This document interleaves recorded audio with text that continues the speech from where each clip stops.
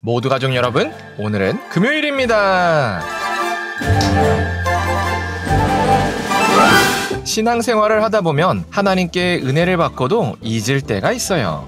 왜냐하면 우리가 받은 은혜가 당연한 줄 알기 때문이죠. 그렇다면 우리가 받은 은혜가 실제로 얼마나 큰 은혜일까요? 그 답이 바로 오늘 본문에 있어요. 그래서 오늘 묵상을 잘 들어보시면 우리가 하나님께 얼마나 큰 은혜를 받았는지를 아실 수 있을 거예요. 그러면 오늘도 묵상에 잘 참여해 주시고요. 꼭 댓글로 무엇을 느꼈는지를 나눠주세요. 그리고 이 묵상을 나눴으면 하는 사람에게 공유해 주시고요. 오늘도 좋아요와 구독 잊지 말아주세요. 아셨죠? 그러면 오늘 본문인 역대하 30장 두 번째 파트 듣고 올게요. 제30장. 둘째 달에 백성이 무교절을 지키려 하여 예루살렘에 많이 모이니 매우 큰 모임이라.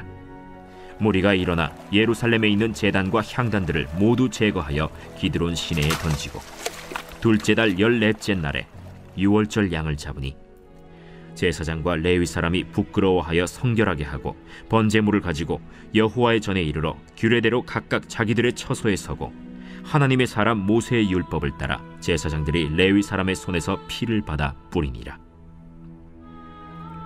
회중 가운데 많은 사람이 자신들을 성결하게 하지 못하였으므로 레위 사람들이 모든 부정한 사람을 위하여 유월절 양을 잡아 그들로 여호와 앞에서 성결하게 하였으나, 에브라임과 므낫세와 이사갈과 스불론의 많은 무리는 자기들을 깨끗하게 하지 아니하고 유월절 양을 먹어 기록한 규례를 어긴지라.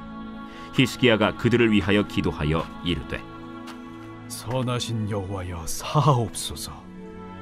결심하고 하나님 곧 그의 조상들의 하나님 여호와를 구하는 사람은 누구든지 비록 성소의 결례대로 스스로 깨끗하게 못하였을지라도 사하옵소서 하였더니 여호와께서 히스기야의 기도를 들으시고 백성을 고치셨더라. 예루살렘에 모인 이스라엘 자손이 크게 즐거워하며 7일 동안 무교절을 지켰고, 레위 사람들과 제사장들은 날마다 여호와를 칭송하며 큰 소리 나는 악기를 울려 여호와를 찬양하였으며, 히스기야는 여호와를 섬기는 일에 능숙한 모든 레위 사람들을 위로하였더라. 이와 같이 절기 7일 동안에 무리가 먹으며 화목제를 드리고 그의 조상들의 하나님 여호와께 감사하였더라. 온 회중이 다시 7일을 지키기로 결의하고 이에 또 7일을 즐겁게 지켰더라. 유다 왕 히스기야가 수송아지 1000마리와 양 7000마리를 회중에게 주었고, 방백들은 수송아지 1000마리와 양 10,000마리를 회중에게 주었으며, 자신들을 성결하게 한 제사장들도 많았더라. 유다 온 회중과 제사장들과 레위 사람들과 이스라엘에서 온 모든 회중과 이스라엘 땅에서 나온 나그네들과 유다에 사는 나그네들이 다 즐거워하였으므로 예루살렘에 큰 기쁨이 있었으니, 이스라엘 왕 다윗의 아들 솔로몬 때로부터 이러한 기쁨이 예루살렘에 없었더라. 그때 제사장들과 레위 사람들이 일어나서 백성을 위하여 축복하였으니, 그 소리가 하늘에 들리고 그 기도가 여호와의 거룩한 처소 하늘에 이르렀더라. 큰 무리가 유월절을 지키기 위해서 예루살렘으로 모였습니다. 그렇게 둘째 달 14일에 본격적으로 유월절 절기를 시작했습니다. 그런데 제사장들과 레위인들이 유월절 행사를 진행하기를 주저하고 있었습니다. 왜냐하면 그들의 양심이 그들이 하나님 앞으로 나서기에는 죄가 많다고 찌르고 있었기 때문이었습니다.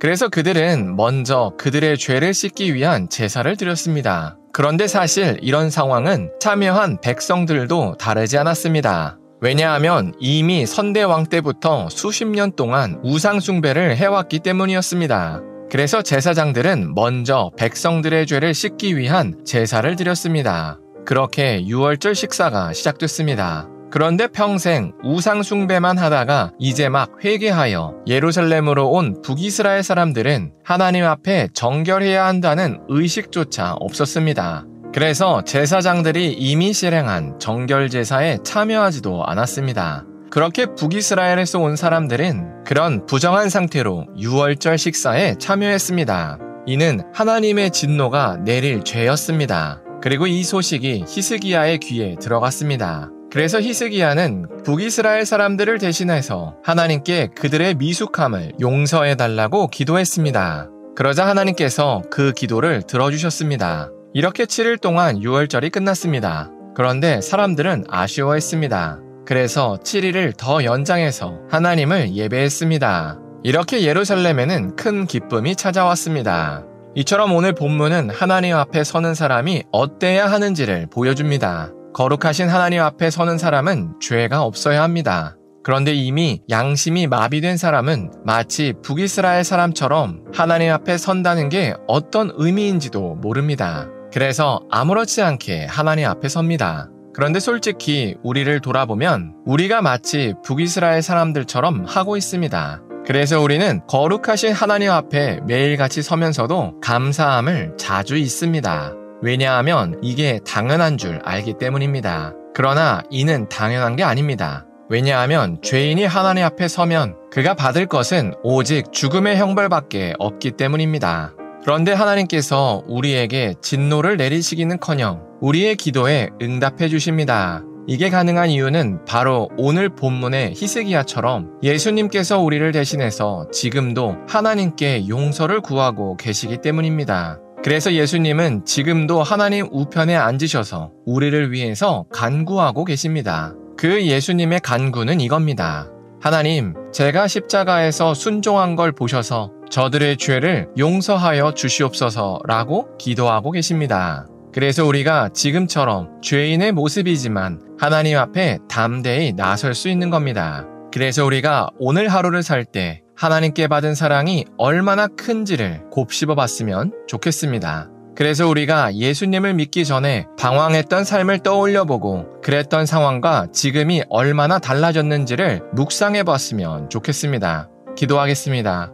사랑의 하나님, 하나님께서 자격 없는 사람들조차 유월절 잔치에 참여할 수 있게 하신 것을 나눴습니다. 이처럼 하나님께서 예수님을 통해서 자격 없는 우리가 하나님께 나설 수 있게 하셨다고 고백합니다. 그래서 우리가 하나님께 받은 사랑이 얼마나 큰지를 곱씹을 수 있게 하여 주시옵소서. 그래서 우리가 예수님을 믿기 전에 방황했던 삶을 떠올려보고 그랬던 상황과 지금이 얼마나 달라졌는지를 묵상할 수 있게 하여 주시옵소서. 예수님의 이름으로 기도합니다. 아멘.